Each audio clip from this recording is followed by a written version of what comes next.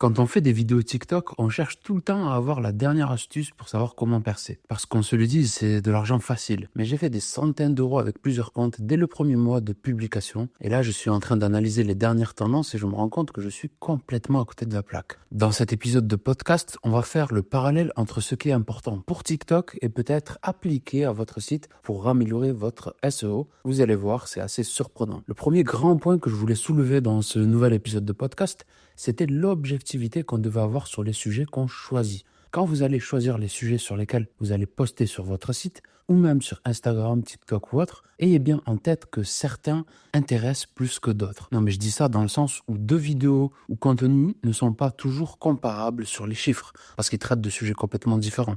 Par exemple, si vous parlez de faits divers, ça intéressera toujours plus que de parler de la balise title en SEO. Potentiellement, vous n'avez pas la même audience que vous pourrez conquérir ou intéresser. Après, vous pouvez tout casser si vous êtes un crack, mais entre nous, moi, j'en suis pas un perso, et on va pas trop se baser sur ça pour réussir en référencement, ni sur les réseaux sociaux. Et pourquoi je vous dis ça? Pour vous rappeler que le choix du sujet, c'est à la base le truc le plus important. Donc, suivez la technique de l'encerclement sur la caverne SEO, qui est une formation payante, pour savoir comment faire. Et aussi, avant ça, vous avez du gratuit avec ma vidéo YouTube où je vous explique tout de manière assez simple. Et astuce de pro, choisir des sujets d'actualité, ça fonctionne toujours. Vous êtes sûr que vous aurez une audience. Par contre, si vous faites ça sur TikTok ou sur votre site, vous serez dépendant de votre régularité. Vous serez obligé de poster très régulièrement, fréquemment, tous les jours. C'est de la réussite facile, mais c'est vraiment assez éprouvant mentalement. Si on se lance dans de l'actualité, il faut avoir ça en tête, y être prêt et savoir si on a cette capacité à tenir sur le long terme. Moi, j'ai essayé, franchement, ça me plaît pas du tout. Mais après, vous pouvez pas savoir si vous n'essayez pas. Si vous vous sentez capable, allez-y. Et après, vous verrez ce qu'il en est sur le terrain. Dans la deuxième partie de ce podcast, je voulais vous parler de la puissance du média vidéo face à la puissance du média texte. Parce que ça reste un média, le texte, parce que c'est diffusé au travers d'articles de blog, de pages, etc. Donc, c'est pas du tout hors sujet avec le SEO. Parce que d'ailleurs, j'ai déjà fait un épisode sur ça. Mais TikTok, ça fait aussi partie du SEO Google. Vous allez comprendre à la fin de cet épisode. Le média vidéo, aujourd'hui, c'est ce qui va nous permettre de nous faire connaître beaucoup plus rapidement que vos articles de blog qui, eux, mettront du temps à prendre. La vidéo, elle est plutôt court, moyen terme, mais ça permet de cumuler à long terme de l'audience plancher, comme j'aime bien l'appeler, plancher, j'ai un peu parlé à l'ancienne, avec une audience plancher en termes d'abonnés, puisque vous en aurez plus potentiellement. C'est pas dès que vous publiez de la vidéo et que vous gagnez de l'abonné. Et vous allez cumuler aussi de la preuve sociale avec des statistiques et des posts en plus sur votre compte.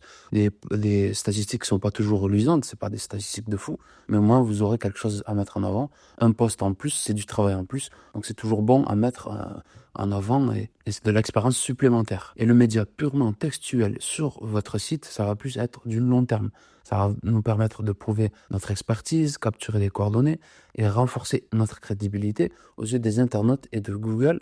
Par contre, en termes d'acquisition de nouveaux visiteurs, la vidéo elle va être court et moyen terme. Ça dépend du sujet par rapport à sa longévité.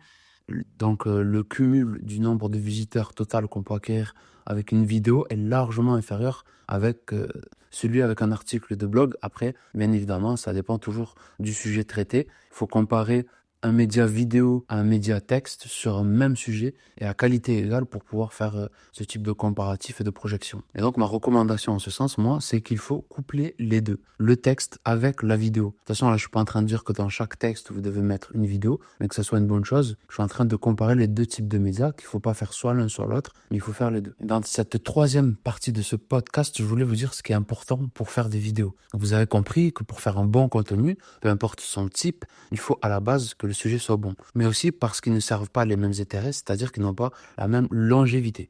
Quand on fait des vidéos, on cherche le meilleur moment pour poster, le meilleur outil pour les sous-titres, celui qui va permettre de faire des montages automatiquement, une IA qui va nous aider à faire des rushs et tout. On m'a beaucoup posé cette question, mais franchement, ça sert à rien. Si le sujet que vous abordez et ce que vous racontez dans le cœur de votre contenu ne plaît pas aux internautes, vous allez faire un flop. Autant en termes de positionnement sur Google, vous n'allez pas arriver à gagner des positions, et sur les réseaux sociaux, vous n'allez pas arriver à franchir un certain cap de vues. Par exemple, sur TikTok, il y a une sorte de palier entre 300 et 400 vues, on bloque en général.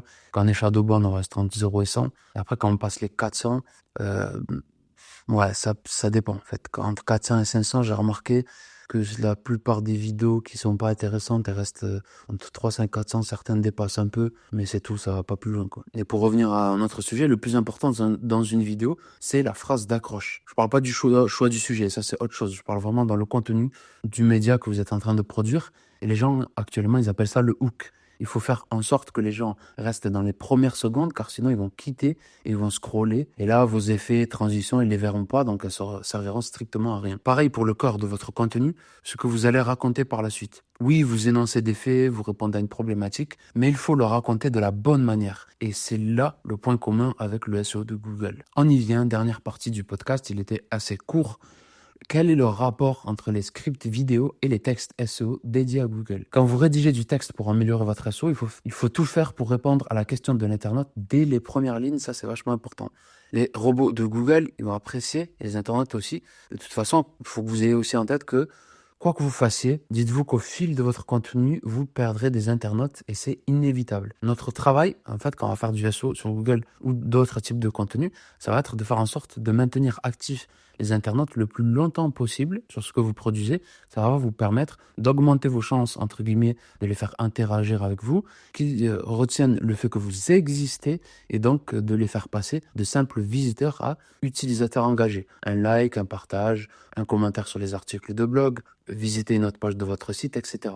Ça, c'est la même chose que sur TikTok et sur votre site que vous voulez référencer. Attention, sortez vos stylos, là, je vais vous donner du concret. Pour ça, il vous faut, premier point, faire une charte éditoriale qui s'appuie sur votre brand book. Je documente tout ça dans ma formation gratuite J'apprends le SEO, disponible sur lacaverneseo.com. Le deuxième point, quand vous rédigez du contenu, en intro, donnez la réponse à la question immédiatement. Ensuite, vous allez donner d'autres informations en appuyant sur le ressort de l'émotion, en suscitant l'intérêt de l'internaute pour qu'il aille plus loin. En gros, voilà, vous lui donnez envie de lire la suite. Ensuite, dans le cœur du contenu, donnez plus d'informations en détail sur votre sujet, sans broder, sans brasser de l'air, en racontant des choses concrètes qui auront un intérêt sur le sujet que vous êtes en train de traiter. Donc, pas besoin de rédiger des articles de 50 000 mots s'il y en a besoin de 400 pour le couvrir. Parce que quand même, quand on y pense, quand on sort de la subjectivité du SEO, est-ce que vous vous êtes déjà demandé si faire des vidéos plus longues, c'était mieux que de faire des vidéos courtes sur les réseaux sociaux? Non, je parle pas du fait de est-ce que c'est mieux de faire un short sur cette vidéo, c'est-à-dire une vidéo Insta courte, ou une vidéo YouTube longue. Ça, c'est pas le sujet. C'est ce que je suis en train de vous dire, c'est est-ce que vous êtes déjà dit, ah ok, si je fais une vidéo Insta de 30 secondes, est-ce que c'est pas mieux si j'en faisais une de 1 minute 5? Comme ça, je serais mieux positionné sur Instagram. Non, c'est pareil pour le texte. L'idée, c'est de transmettre quelque chose. Et le quatrième point, c'est que pour que votre contenu soit intéressant et consommé, il va falloir alterner les faits de narration. Vous racontez votre histoire, vous mentionnez des faits concrets, et vous allez alterner en injectant votre personnalité. Vous allez mettre de l'humour, de l'ironie, ou d'autres figures de style si cela fait partie de votre personnalité. Il ne faut pas être trop lourd non plus, soyez vous-même. Relisez ensuite, une fois que vous avez terminé votre texte, tout ce que vous aurez écrit et vous devez constater que votre texte doit donner la réponse à la question de base et transparaître qui vous êtes vraiment. Pour ça, revenez au premier point qui est la charte éditoriale. Que ce soit une vidéo ou un texte sur votre site, le contenu doit toujours être précédé d'une réflexion sur tout ce que je viens de dire. Demandez-vous ce que vous souhaitez susciter chez l'internaute, la joie, la tristesse, la compassion, la colère ou autre. Ensuite, rédigez un sommaire, que ce soit pour vos vidéos ou vos textes. Mettez tout ça dans l'ordre et injectez-y votre personnalité. Avec ça, vous pourrez avoir des contenus super puissants et vous comprenez maintenant le point commun entre les vidéos TikTok et vos textes Google. Si vous voulez commencer par apprendre le SEO, je vous invite à visiter lacaverneseo.com qui est ma plateforme dédiée au référencement naturel où je vous transmets mes connaissances depuis 2014. Enfin, j'ai commencé en 2014, mais je vous transmets mes connaissances sur cette plateforme depuis quelques années maintenant. J'ai mis une formation qui s'appelle J'apprends le SEO, qui est idéale pour les débutants. Il y a aussi un guide gratuit pour les débutants en SEO que j'ai remis à jour là en 2025, il y a quelques semaines. Donc, il est tout frais, vous pouvez y aller. Si tu as aimé cet épisode de podcast, bien évidemment, partage-le autour de toi, laisse un petit avis. Et si tu as des questions, n'hésite pas à me les poser également. Surtout si tu es sur YouTube, c'est plutôt pas mal, mets un petit like. Et je vous dis à la prochaine pour le prochain épisode.